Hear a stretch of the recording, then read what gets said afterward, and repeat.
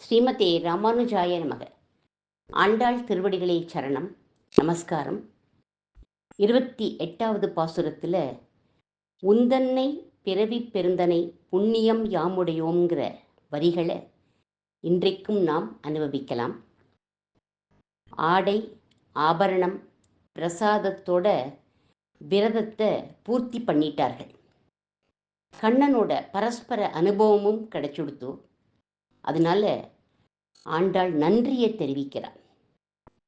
அறிவு ஒன்றும் இல்லாத இடைக்குலம் அப்படின்னு சொல்றார். அறிவு ஒன்றும் இல்லாதன்னா என்ன அர்த்தம்? பகவானை தவிர மற்ற விஷயங்கள்ல அறிவு இல்லாதவர்கள் அப்படின்னு அர்த்தம். எவனை தெரிந்து கொண்டால் மற்றதை தெரிந்து கொள்ள வேண்டாமோ, மற்றதை தெரிந்து கொண்டால் எவனை தெரிந்து கொண்டதாக ஆகாதோ அப்படிங்கிறது உபனிஷத். அப்படி பகவானை நன்கு தெரியும். பகவத் விஷயத்தில் அறிவு உண்டு, மற்றைய விஷயங்கள் தெரியாது. அதுதான் அறிவு ஒண்ணுமில்லாத ஆய்க்குலம்.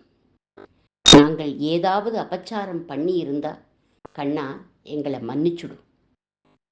கண்ணா, நாங்கள் ஏன் ஒன் பின்னாடி சுத்துறோம்னா, நீ ஈஸ்வரன்னு தெரிஞ்சு நாங்கள் சுத்தலை.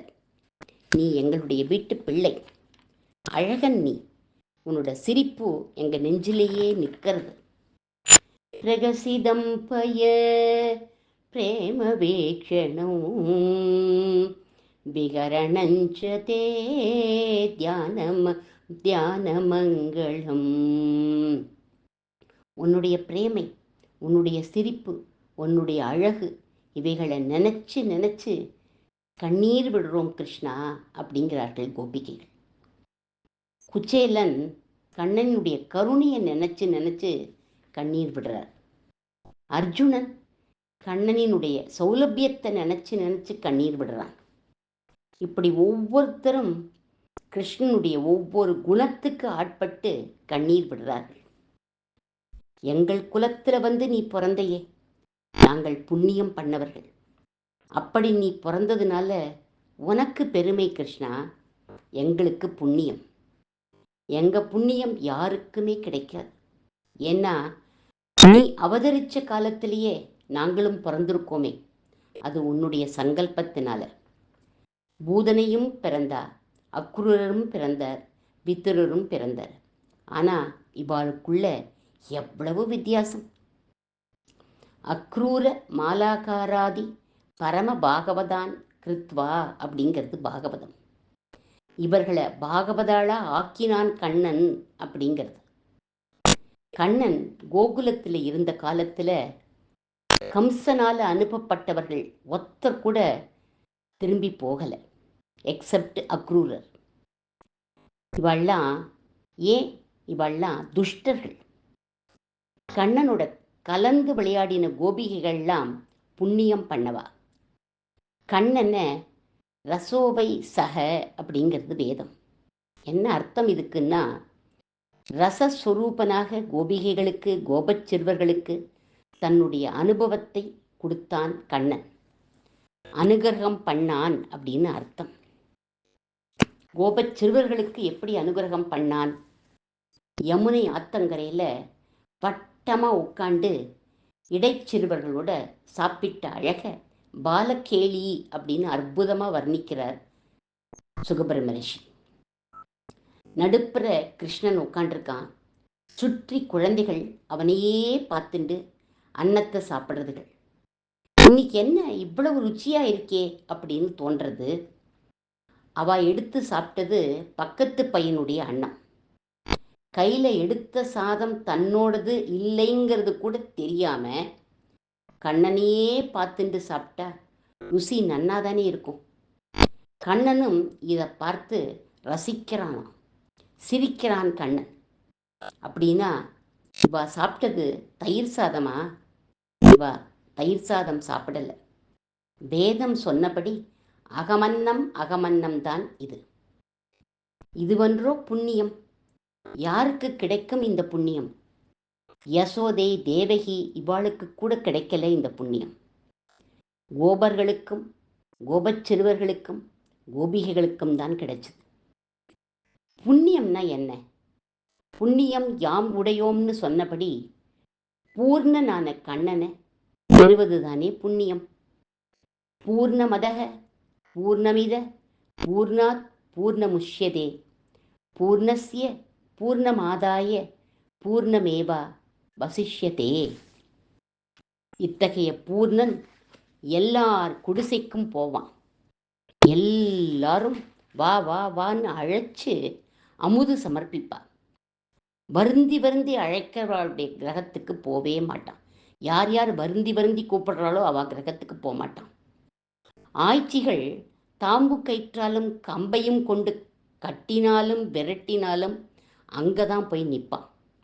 எடுக்காத அப்படின்னு சொன்னாலும் திருடி தான் எடுத்து சாப்பிடுவான்.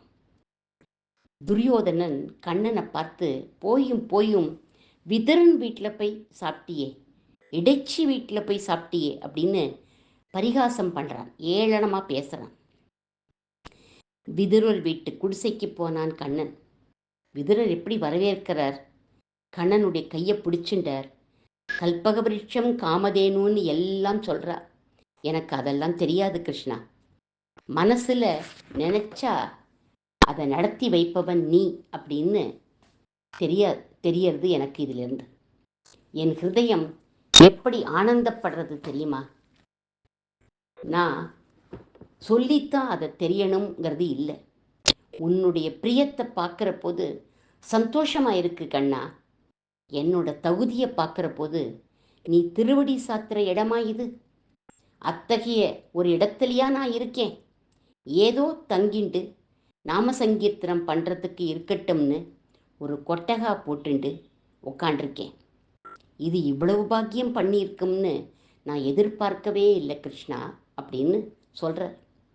முன்னமே துயின்றருளிய முதுமையோ ததியோ பன்னகாதிவ பாயலோ பச்சை ஆலிலையோ சொன்ன நால்வகை சுருதியோ கருவினி எய்தற்கு என்ன மாதவம் செய்தது இச்சிறுகுடில் என்றான்.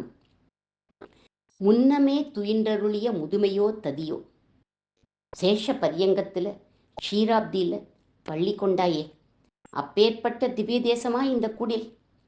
இங்கே வந்து படுத்துக்க வந்திருக்கியே நீ, இது சேஷ சயனமா கிருஷ்ணா? பன்னகாதிப பாயலோ பச்சை ஆலிலையோ, பிரளய ஜலத்தில் உல்லாசமாக ஆலிலையில் படுத்துண்டியே, அதுபோல ஆலிலையா இந்த குடில்? ஸ்ருதியோட உச்சியா இந்த குடில்? இது ஏதோ சின்ன குடிசை, இதை நீ வைகுண்டமாக பண்ணிட்டியே கிருஷ்ணா அப்படின்னு நினச்சி நினச்சி சந்தோஷப்படுற அவன்கிட்ட சொல்கிறார். இத்தனையும் கண்ணனுடைய லீலை, அவனுடைய திருவுள்ளம். அவனை யார் கேட்க முடியும்? ஆனால் இது நாங்கள் செஞ்ச புண்ணியம்ங்கிறது மட்டும் புரிஞ்சு போயிடுத்து அப்படிங்கிறா ஆண்டாள். புண்ணியானாமபி புண்ணியோசௌ மங்களானாம்ச மங்களம் அப்படிங்கிறது மகாபாரத ஸ்லோகம். புண்ணியங்களுக்குள்ள மிகவும் புண்ணியமானவன் அப்படின்னு இவனை கொண்டாடுறது. இப்பேற்பட்ட புண்ணியவான ஆண்டாள் எப்படி சொல்கிறா? நாம் உடையோம் அப்படிங்கிறா. என்ன அர்த்தம்?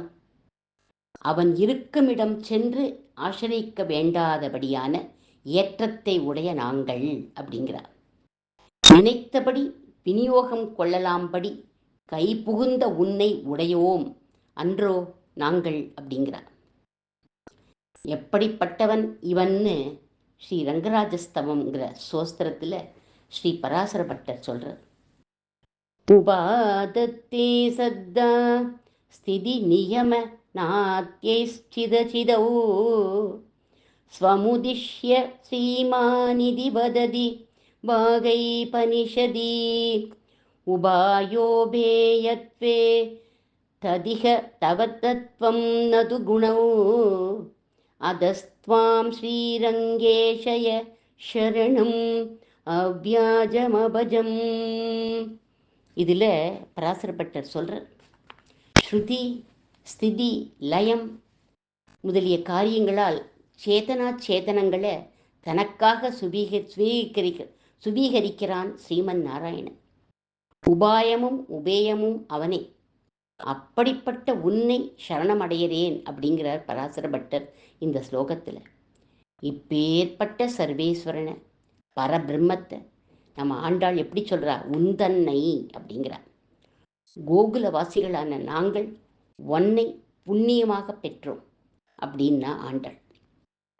கண்ணன் சொல்கிறான், உங்களில் ஒருவன் தானே நானும் அறிவொன்னும் இல்லாத ஆய்க்குலம் தானே, அதனால நான் உங்களுக்கு எப்படி அனுகிரகம் பண்ண முடியும்?